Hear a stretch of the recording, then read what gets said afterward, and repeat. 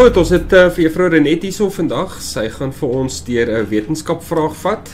Renet, die vloer is joune, jy kan maar begin praat. Baie dankie. In hierdie tipe vraag is die eerste beskrywing nie belangrik vir die vraag nie, behalwe net as 'n tipe agtergrond om die situasie te verstaan. So dit gaan nie oor die hokkiewedstryd nie, dit gaan nie oor watter skole nie, dit gaan oor niemand nie. Die eerste belangrike feite is in die derde sinnetjie, waar daar staan dat verdediger A stampbaar met 'n krag van 70 Newton. Dis die eerste baie belangrike feit, die 70 Newton. Die volgende belangrike feit is die rigting van daardie krag, naamlik 10 grade suid van oos.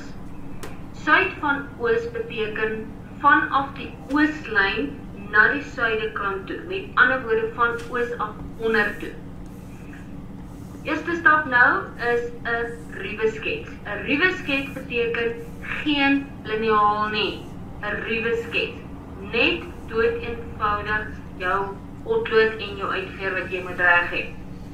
Dan gaan jy en jy teken 'n lyntjie vanaf die ooslyn entjie onder toe, dit min of meer 10 grade is, dit hoef nou nie perfek 10 grade te wees nie. En jy teken 'n lyn en jy skryf daarby 10 grade in die hoekie tussen die oos en die lyntjie, teken jy 10 grade en jy skryf daarby 70 Newton. Want dit is nog net 'n ruwe skets.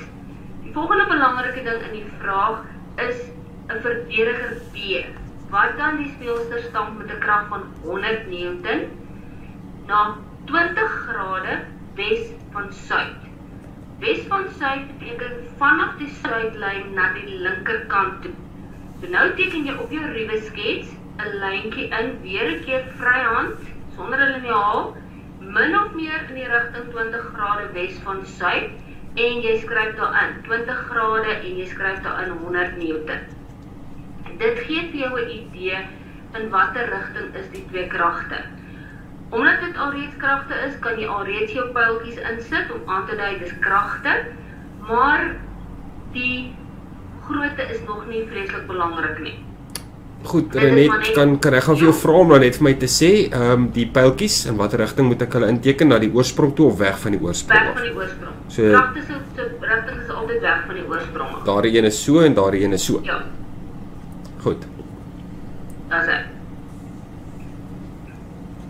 Ek mooi ding, waar was ek daar? Die belangrike ding op die eind om by uit te kom, is jou gesamentlike effek, wat ons ook ken as die resultaat. Die vraag sê, dit moet in 'n skaalteken aangetoon word. As jy gaan kyk na die grootte van die hoeke tussen hulle, sal jy sien, maar ons kan nie 'n berekening doen nie, want daar is nie 'n 90 grade hoek nie. So daarom dat ons op skaal moet werk. In 'n skaaltekening moet jy in die eerste plek sorg dat jy 'n ordentlike liniaal het, 'n goeie genadeboog, skerp potlood en 'n uitveer. Jy bring nie 'n pen naby nie, jy werk net met potlood. En jy moet eerstens 'n skaal kies. In die keuse van jou skaal gaan jy werk met 10 mm wat jy gelykstel aan 'n sekere aantal Newton. En ons gebruik nie is gelyk aan nie, ons gebruik 3 streepies soortgelyk aan 'n kongruensieteken. Want hy's nie regtig gelyk daaraan nie. 10 mm stel eintlik 'n sekere aantal Newton voor. Jou skets moet nie so groot wees dat hy van die bladsy afgaan nie, maar hy moet ook nie so klein wees dat jy nie jou hoeke behoorlik kan meet nie.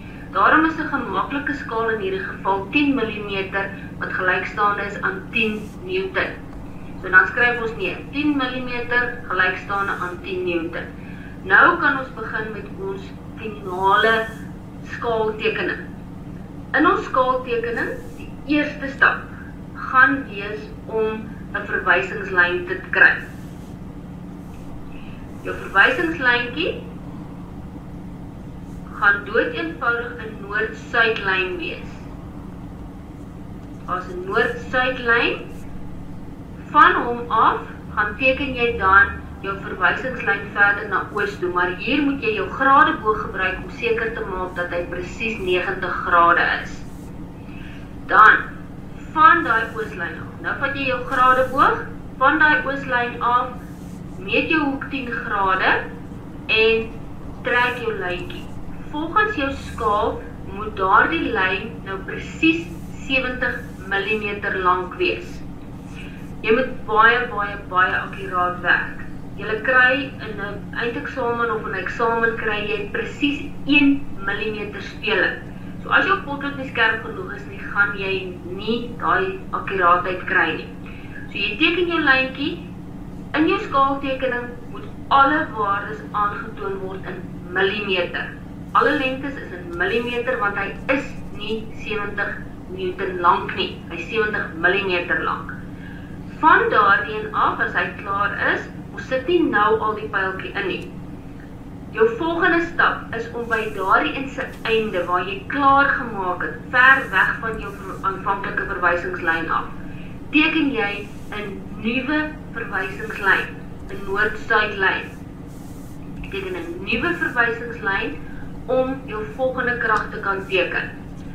Van daardie nuwe verwysingslyn af, wat nou weer 'n noord-suidlyn is, gaan jy en jy teken 20 grade met behulp van jou gradeboog en jy gaan werk uit volgens jou skaal moet daardie lyn 100 mm lank wees.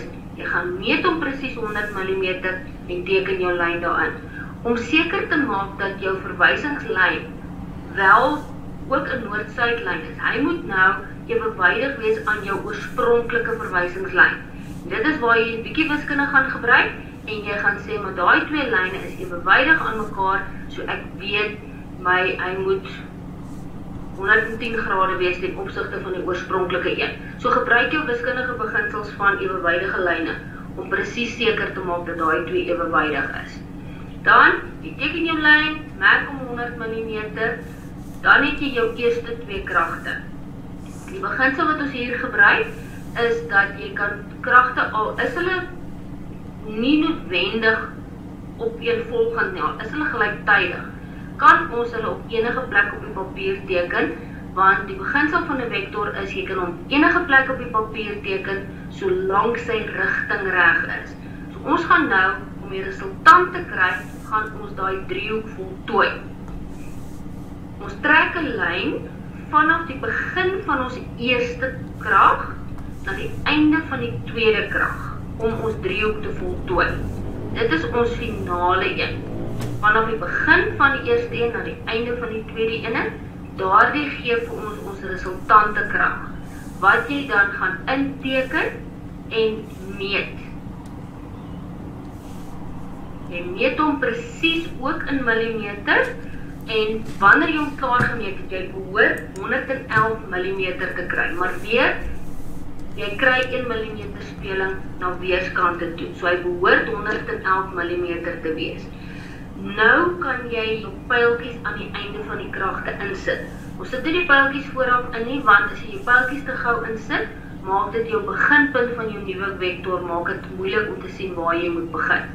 So nou kan jy aan die einde van jou eerste eenheid, kan jy jou pyltjie insit, aan die einde van die tweede een jou pyltjie insit, en dan aan die einde van jou resultant, waar daar aan die onderkant moet dan twee pyltjies by mekaar wees. Dit sê vir jou, dit is waar my resultant is. Jou resultant eindig waar jou tweede ene geëindig het. Daar moet twee pyltjies by mekaar wees. Dan gaan jy terug na jou begin van jou resultant toe, en daar meet jy dan die hoek vanaf die noordlyn. Daardie hoek behoort, as jy reg gewerk het, 162 grade te wees. Nou kan jy gaan en sê, vanaf my skets, kan ek gaan sê, wat is die resultante krag wat hierdie een ervaar, wat hierdie speelster ervaar het, en jy gaan skryf neer. Nog steeds, hierdie gedeelte kan jy nou in potlood doen, of in pen doen. Alles wat jy tot dusver gedoen het, doen jy in potlood, wanneer jy die finale krag neerskryf. Nou kan jy in pen gaan skryf. Resulterende krag is 111 mm, wat gelykstaande is, weer keer die 3 streepies, gelykstaande aan 111 Newton, en dan die rigting 162 grade. 'n ander manier om die aantal grade aan te toon, is om te sê 111 Newton, 72 grade suid van oos. om weer terug te bring na ons oorspronklike een wat gesê het dat die krag was 10 grade suid van oos. Dan, dit is 2 verskillende maniere om dieselfde ding aan te toon. So 72 grade suid van oos en 162 grade gee vir jou presies dieselfde hoek. En daar het jy die resultante krag gekry van wat daardie speelster dan gaan ervaar. Belangrik, onthou, skerp potlood, ordentlike liniaal, ordentlike gradeboog.